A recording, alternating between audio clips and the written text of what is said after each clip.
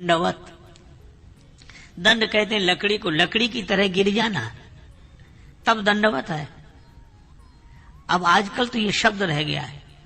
एक सज्जन कह रहे थे दंडवत महाराज, पर वो पड़े नहीं थे, खड़े थे। तो किसी ने कहा ये कैसा दंडवत? हमने कहा दंडवत तो है, दंडवत है। तो ऐसा दंडवत तो दंडवत है, दंड के समान है। इसलिए भाई ये झुकना आ जाए और लकड़ी की तरह झुकना आ जाए, बिल्कुल सीधा, हमारे झुकने में भी सरलता हो, सहजता हो। पर एक अद्भुत बात है, सती जी को संशय हुआ। चलो संशय होना भी बुरा नहीं है, पर इस संशय को स्वीकार कर लेना यही सबसे बड़ी बात है। एक सज्जन बोले कि सबसे बड़ा ज्ञान क्या है? सबसे बड़ा ज्ञान क्या है? वो ऐसे ही चर्चा कर रहे थे आपस में, तो हम कहने लगे कि सबसे बड़ा ज्ञान क्या है? हमने कहा अपने अज्ञान का ज्ञान। सबसे बड़ा ज्ञान यहीं से शुरुआत होती, अपने अज्ञान का ज्ञान। और मुझे तो लगता है कि जिसे अपने में अज्ञान दिखता है, जिसे अपने में अज्ञान दिखता है, उसी को गुरुदेव में ज्ञान दिखता है, और जिन्हें गुरुदेव में ज्ञान दिखता है उन्हीं को जगत में भगवान दिखता है।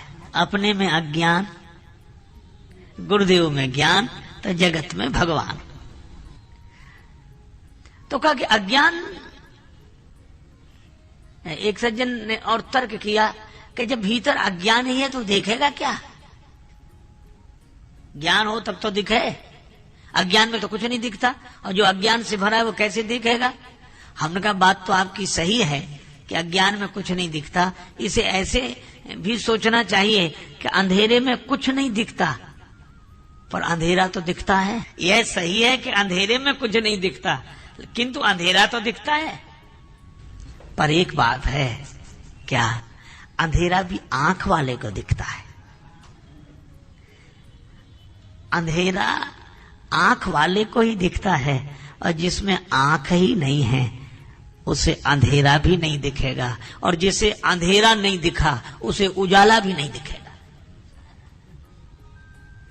तो जिसके पास अपने अज्ञान को देखने की आंख होती है, उसी को गुरुदेव के ज्ञान को देखने की आंख होती है, और उसी के पास भगवान को देखने की आंख होती है। तो भगवान तो सामने है, किंतु सती जी को संशय तो हुआ, पर उस संशय को स्वीकार नहीं करते। एक बार एक महात्मा जी ने अपने 3 चेलों को उपदेश दिया कि बेटा कुछ परोपकार का काम किया करो। तीनों बोले जरूर करेंगे गुरुजी। लेकिन क्या होता परोपकार? बोले भूखे को भोजन, प्यासे को पानी, गरीब की सहायता, दीन दुखी की सहायता, यही सब परोपकार होता है। तीनों बोले करे। एक काम जरूर किया करो। हाँ गुरुजी जरूर।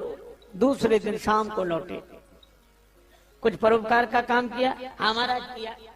क्या? बोले एक बुढ़िया सड़क पार नहीं कर पा रही थी, हमने उसका हाथ पकड़ा, उस बुढ़िया को सड़क पार कराई।